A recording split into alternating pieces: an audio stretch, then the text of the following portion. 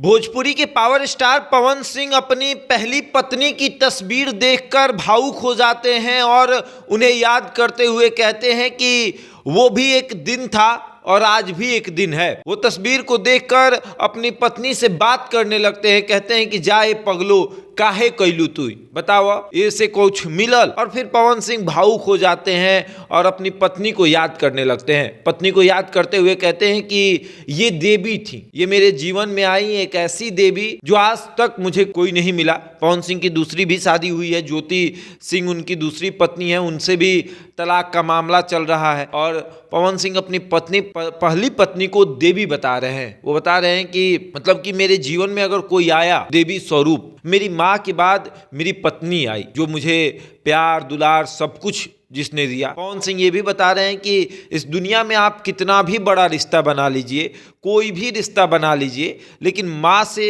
बढ़िया रिश्ता कोई नहीं हो सकता।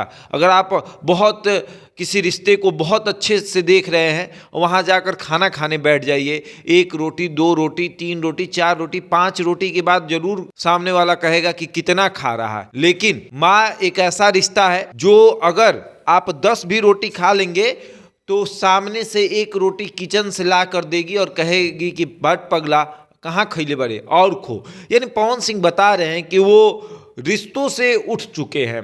जी, जो भी रिश्ते उनके जीवन में आए, चाहे वो पत्नी का रिश्ता हो या फिर पहली पत्नी या फिर गर्लफ्रेंड का रिश्ता हो, सब ने उनको परेशान किया, सबसे वो परेशान रहे। पवन सिंह ने ये भी बताया कि किस तरीके से उनके ऊपर एफआईआर हुआ और तमाम केसों को उन्होंने झेला, सभी चीज़ों को उन्होंने देखा कि किस तरीके से उनके ऊपर एफआईआर दर्ज हुआ और लोगों ने उनको परेशान किया। सभी चीज़ों को देखकर पवन सिंह ने ये निर्णय लिया कि अब वो किसी के सामने झुकेंगे नहीं, चाहे कुछ भी हो जाए। और सही बात है कि अगर इंसान को आप ज़्यादा परेशान कर दीजिएगा तो इंसान एक समय बाद इतना कठोर हो जाता है कि वो किसी के सामने झुकता नहीं है या फिर वो किसी से बातचीत नहीं करता।